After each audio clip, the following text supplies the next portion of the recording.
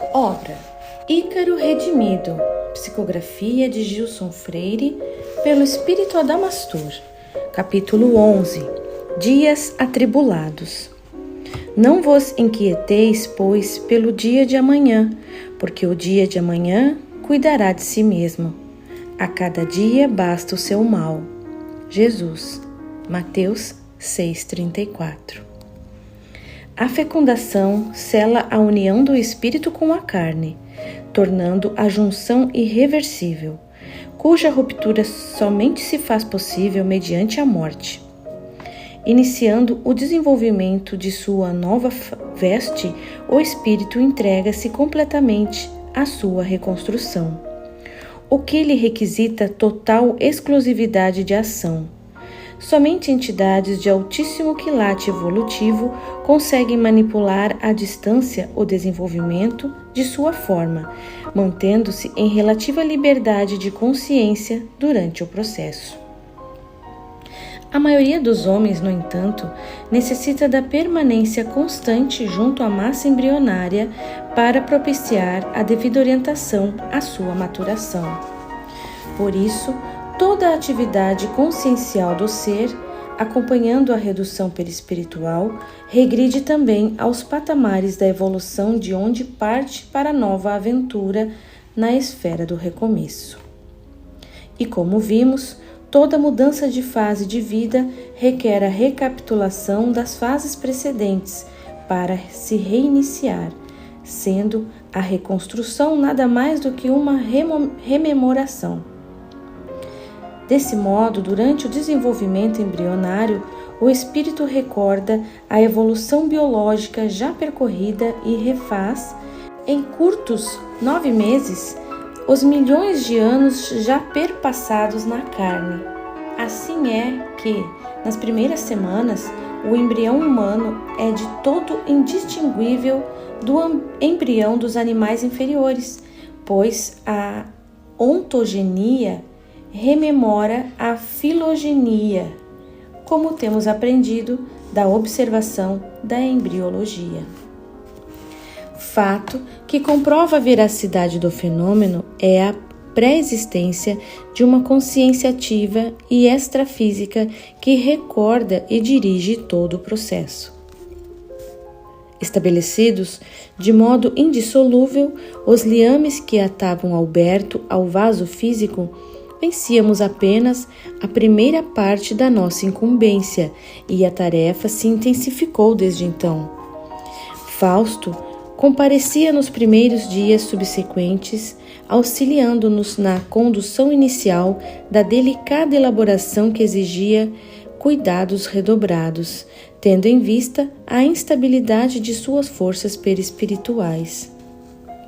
Estamos diante de um ovo hipoativo, como apropriadamente o denomina a medicina terrena, explicou-nos o tarefeiro do Departamento de Embrioterapia. Embora Alberto se encontre ávido para reconstituir o seu novo corpo, os exaltados estímulos autodestrutivos anteriormente alimentados ainda reverberam na intimidade de suas forças psicossomáticas, impondo-lhe inibições à expansão e retardando-lhe o ritmo do desenvolvimento. Temos de lhe apressar os passos, pois, do contrário, ele se fixará na tuba uterina, de onde sua permanência naturalmente será dificultada pelo estabelecimento de uma gravidez tubária, com as graves consequências que acarreta. Já se passaram 4 dias e em apenas 3, como de hábito, o ovo já deveria ter se fixado na cavidade uterina. Auxiliemos como nos é possível. Apesar das intensas operações de ativação empreendidas pelo tarefeiro, decorreram 7 dias e o trofoblasto ainda não apresentava condições de nidação, ultrapassando a região fúndica do útero, seu sítio habitual de fixação.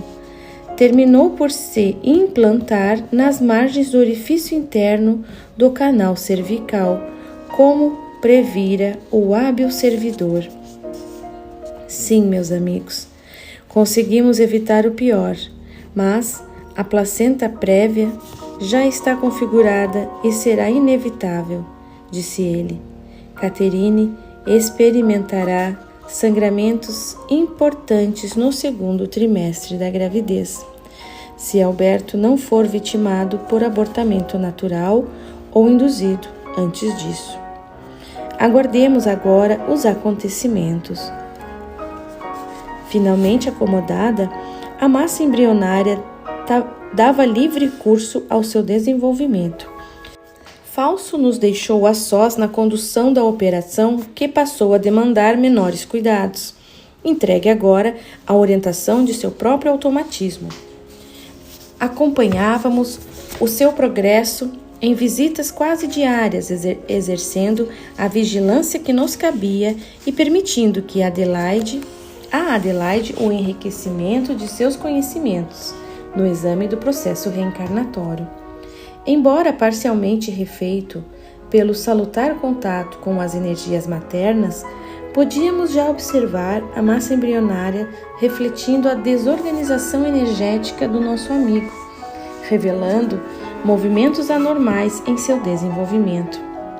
Dentro em breve, notávamos que o coração não se desenhava segundo sua perfeita conformação, deixando entrever alterações importantes em sua anatomia embrionária. O tubo neural primitivo, onde se concentrava o potencial de suas forças deterioradas, era palco de adiantado processo patológico na formação das vesículas primordiais, prenunciando o estabelecimento de graves patologias no sistema nervoso central. Fluidos escurecidos escoavam de seu psicossoma reduzido, aviltando a massa celular que se contorcia, desgovernada pela desorientação magnética imposta à forma. Verificávamos com evidência que a carga genética herdada pelo nosso amigo era da melhor qualidade possível e não se responsabilizava pelas alterações sob nossa análise. As malformações se deviam unicamente às adulterações de seu molde perispirítico. Sabemos, sem sombra de dúvida, que o DNA não venerado na ciência dos homens não é o único responsável pelo estabelecimento das formas dos seres vivos. Essa surpreendente molécula se responsabiliza apenas por impor modelos específicos de formações proteicas, mas a adequada utilização e o devido posicionamento dessas proteínas não pode naturalmente ser esperado de uma unidade destituída de vontade e inteligências próprias. Isso é da alçada da entidade espiritual formadora e o seu molde energético que, como hábil arquiteto e executor da construção, sabe como orientar o material que recebe para a edificação da obra previamente idealizada. Seria pedir muito a uma simples molécula. Certamente, é inegável que a conformação das estruturas proteicas propiciadas pelos polímeros do DNA pode e influencia em muito o resultado final da arquitetura orgânica, da mesma maneira que o desenho dos tijolos afeta as linhas finais de um conjunto arquitetônico.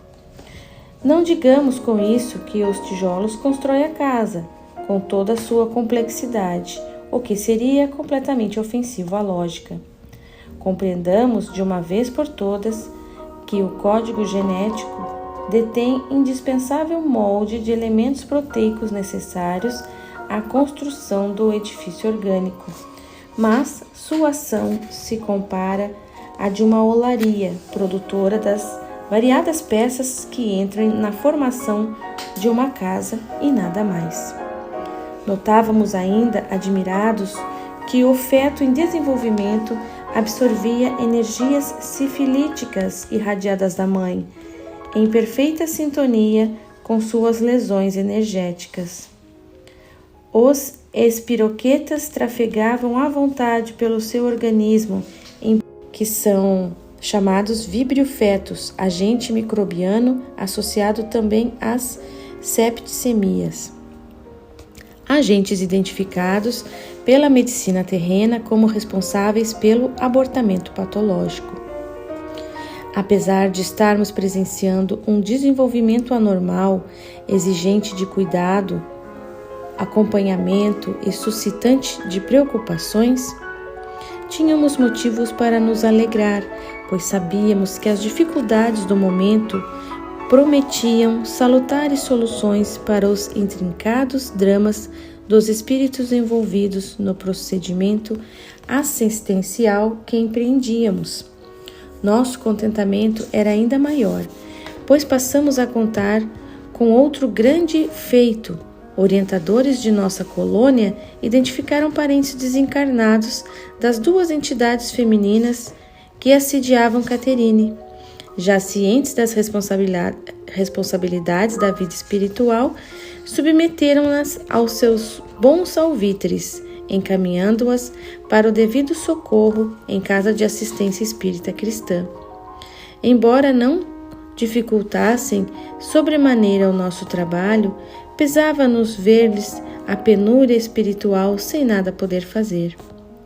Além disso, elas promoviam desgastes vibracionais em Caterine, excitando-a à prática abusiva da sexualidade, e poderiam perturbar-lhe o processo gestacional, assim que dessem conta do fato. Caterine prosseguia sua rotina de vida, mantendo-se felizmente fiel ao seu apaixonado companheiro, facilitando em muito nosso trabalho assistencial. Dávamos graça a essa providência divina, que, sem o sabermos, cuidava também, com desvelo, pelo bom andamento do processo, certamente em obediência a outros determinantes da lei que ignorávamos. Frequentemente a presenciávamos recordando-se de seu sonho, trazendo-lhe lágrimas de doce emotividade à alma sensibilizada. Durante o desprendimento noturno, ainda não conseguia perceber-nos a presença com clareza, a fim de confabular conosco, mas se dava conta de estar habitando um ambiente vibracional diferenciado. Os espíritos levianos que habitualmente a procuravam para os folguedos libidinosos durante o seu repouso físico, paulatinamente se afastavam, tendo em vista a mudança de seu hábito vibracional. A imagem da figura paterna, na lembrança do sonho, continuava a exercer-lhe forte influência à mente, impondo-lhe salutares sentimentos de culpa. Muitas vezes percebíamos seus pensamentos mergulhados em sinceros desejos de mudança, e podíamos verificar os efeitos benéficos que o remorso, desprovido de exageros doentios, é capaz de suscitar no espírito, induzindo-o a importantes reformas ao longo de sua linha evolutiva. A placenta, agora desenvolvida, exercia intensamente sua atividade de abafador das toxinas, tanto materiais quanto vibratórias, emitidas pelo reencarnante. Como estas, pelo seu caráter aviltante e excessiva quantidade, ultrapassavam o seu limiar de trabalho. Não tardou muito para que se estabelecesse em Caterine o quadro de náuseas e vômitos, típicos dos processos gestacionais, com a finalidade de se facilitar a drenagem das energias vertidas pelo feto em desenvolvimento. Iniciávamos assim um período crítico no processo em andamento, quando ela finalmente se reconheceria grávida, apesar de inconscientemente já estar plenamente ciente do fato. Em breve, acompanhávamos nossa amiga em visita ao médico terreno. Convinha estarmos presentes, a fim de orientar o facultativo como nos fosse possível, evitando-se maiores agrura para nossos amigos. Aproximando-nos da companheira, notamos-lhe a vibração pesarosa e oprimida no semblante constrito, pois sua intuição já lhe adiantava com clareza a condição em que se encontrava. Sabia-se grávida, apesar de todos os cuidados que aprendera a adotar para se evitar esse dissabor, sempre temido no tipo de vida que empreendia. Rosa, a fiel amiga de todas as horas, acompanhava-a, já ciente da novidade, pois em sua percepção previra o sucedido, por assistir à sua fácil capitulação diante dos galanteios de Abelardo. Adentrando o consultório médico, notamos que a mente do facultativo não se mostrava acessível a qualquer tipo de inferência de nosso plano. Confirmando as impressões de nossa companheira, apressava-se a despedi-la, pouco afeito a ouvir os seus reclames. Caterine, porém, ressumando aflitivo pesar nos olhos que deixavam pender grossas lágrimas, dizia-se extremamente infeliz diante da inesperada gravidez e, atendendo às nossas sugestões, ainda que com extrema dificuldade, insistia, procurando ouvir-lhe os conselhos para enfrentar o inevitável processo. A madame tome as providências que achar melhor, mas eu não posso fazer nada pela senhora, disse o médico, ainda contrafeito. Notávamos-lhe a sólida formação moral, rica de possibilidades para a devida orientação à nossa amiga. Porém, sua pressa e seu pouco interesse em se envolver com o caso tornavam-no completamente impérvio à nossa atuação. Intensificando nossa capacidade de influenciação, a fim de não perdermos a valiosa oportunidade, insistimos na continuidade do diálogo, ao que Caterine anuiu. Tive um sonho, doutor, em que meu finado pai me entregava um bebê.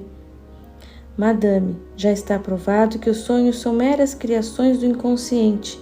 Não dê confiança a essas bobagens, retorquiu o médico impaciente, interrompendo-a e despedindo-se, visivelmente contrariado e sem a mínima disposição para atender ao nosso insistente petitório. Ciente da vida de meretriz de nossa companheira, estava certo de que ela não toleraria o processo e lavava suas mãos, abstraindo-se dos conselhos nobilitantes que lhe ditávamos com insistência a mente refratária. Não podemos deixar de lamentar o fato, recordando que a palavra amiga, menosprezada por muitos profissionais da saúde, é auxílio muito mais eficaz do que qualquer medicamento para um doente aflito. Ao deixar o consultório, apoiando-se no ombro de Rosa, Caterine mal se conteve para chegar em casa e prorromper em choro copioso. Como enfrentar a nova situação diante da vida que levava? Abelardo tolerar-lhe-ia o descuido? Assumiria com ela o filho inesperado? Rosa, alma sensível e mais afeita às nossas sugestões, então considerou. Lembra-se do sonho que você me contou há pouco tempo? Não será verdade que seu pai tenha vindo do além para lhe alertar quanto a esse filho? Como pôde acontecer exatamente o que você viu no sonho? Como disse o doutor, os sonhos são apenas fantasias, Rosa. Isso não é possível, ninguém volta do mundo dos espíritos. É pura coincidência, respondeu Caterine, inconsolável entre soluços. Restava-nos aguardar o repouso noturno para tentar consolar-lhe a alma dorida, convencê-la da realidade do sonho e da necessidade de aceitar o processo com boa vontade, lembrando-lhe os compromissos assumidos.